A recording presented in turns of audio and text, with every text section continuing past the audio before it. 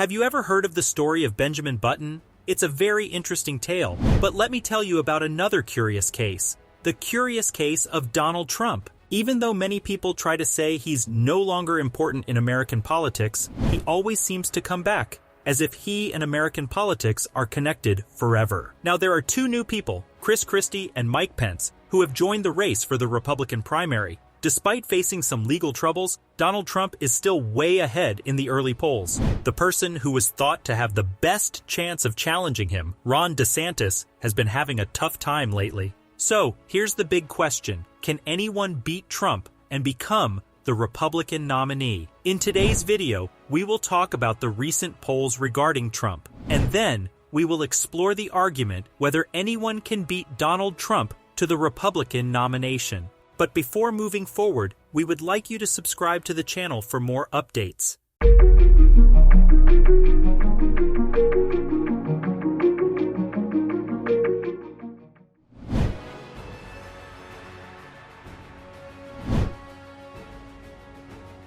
Let's dive into the recent poll results and how they reflect the public's opinion on the indictment of Donald Trump. It's worth noting that most Americans are well aware of the news surrounding Trump's legal situation, as it has received significant media coverage. A recent survey conducted by CBS News found that approximately 75% of American adults have heard or read at least some information about the latest charges. Interestingly, the majority of Americans do not consider the charges against Trump to be trivial. In fact, 69% of respondents agreed that it would pose a security risk if Trump had nuclear or military documents in his possession after leaving office, as reported by the same poll. Another study conducted by ABC News revealed that 61% of American adults, including 38% of Republicans, view the charges as either very or somewhat serious. This contrasts with Trump's first indictment, which involved hush money payments to a porn star he allegedly had an affair with, where only 52% of adults considered the charges serious. However,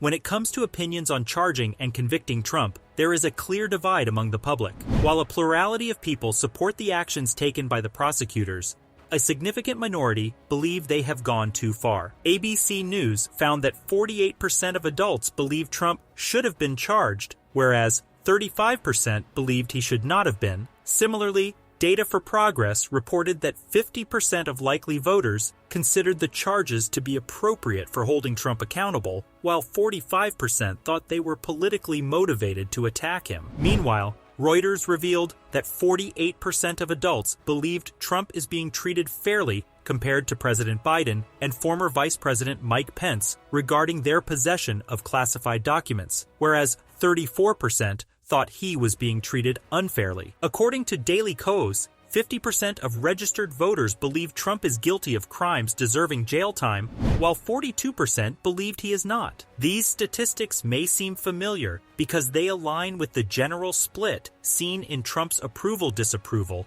and favorable-unfavorable ratings since 2017, with approximately 40% in favor and 55% against. In other words, when it comes to the actual consequences Trump might face, Americans' responses are in line with what we've seen over the years. Interestingly, despite the indictment, Trump's position in the 2024 presidential race doesn't seem to have been significantly affected thus far. It might be surprising that there hasn't been much movement in the polls, especially considering that Trump experienced a boost in popularity back in April after his initial indictment. But a question arises, can anyone beat Donald Trump to the Republican nomination? Here's the catch.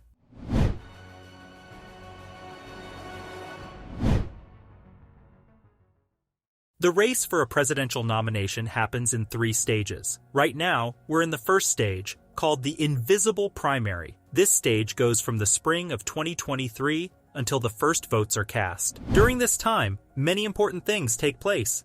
Candidates raise money, build their campaign teams, and work on appealing to their party's supporters. People often draw early conclusions during this stage, even though they're often wrong. Usually, the candidate who is well known and recognized wins these early polls and goes on to secure the nomination. By most measures, Trump is currently winning the invisible primary, which is good news for him. However, he's not completely in the clear. Trump is not your typical frontrunner. He has been indicted, and may face more charges before the Republican convention next summer. He has been focused on energizing his loyal base, but they alone may not be enough to secure victory in a general election. While he has a strong following, he also has many people who strongly dislike him, which means he will likely encounter challenges in the general election. Now, let's move on to stage 2 of the process, the early primaries. This stage takes place from late January or early February 2024 until March 4th, 2024, or the day before Super Tuesday. In 2024, the early primary stage for Republicans will include 4 states: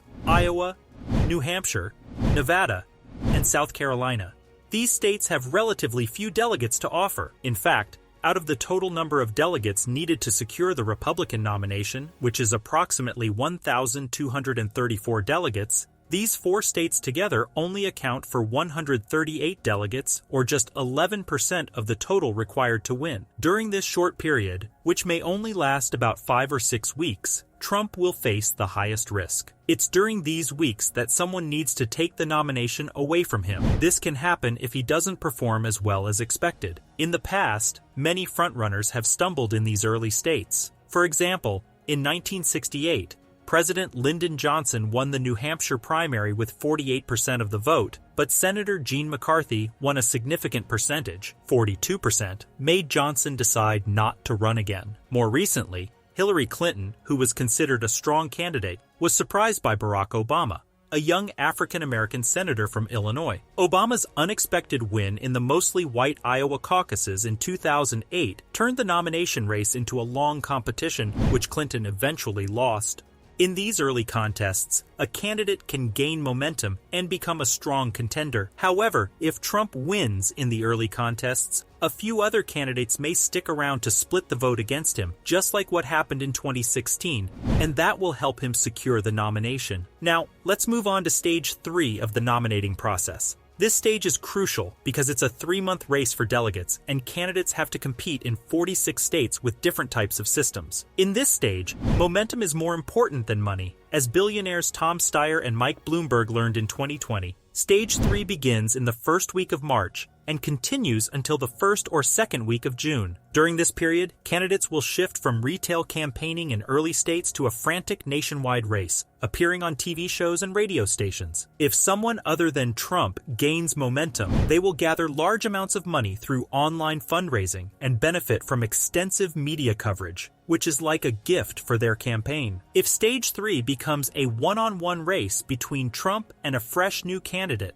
Trump could potentially lose the race for delegates. For Trump to succeed, the candidates who don't perform well in the early states must drop out of the race. However, in 2016, that didn't happen. The idea that a large field of candidates benefits Trump is based on the assumption that everyone stays in the race, allowing him to win with a smaller percentage of the votes. But some Republicans are looking back to the 2020 Democratic race as an example. After the South Carolina primary, most of Biden's opponents withdrew from the race, giving him a one-on-one competition with Bernie Sanders, which Biden won convincingly. If Trump struggles in Stage 2, and ends up facing a strong opponent in Stage 3, he could be defeated. Despite his strong support in polls among Republican voters, a recent CNN poll found that many Republican-aligned voters are open to considering other candidates besides Trump and DeSantis. Additionally, a Washington Post poll revealed that Republican voters are not primarily focused on electability, which would seem to favor Trump. However,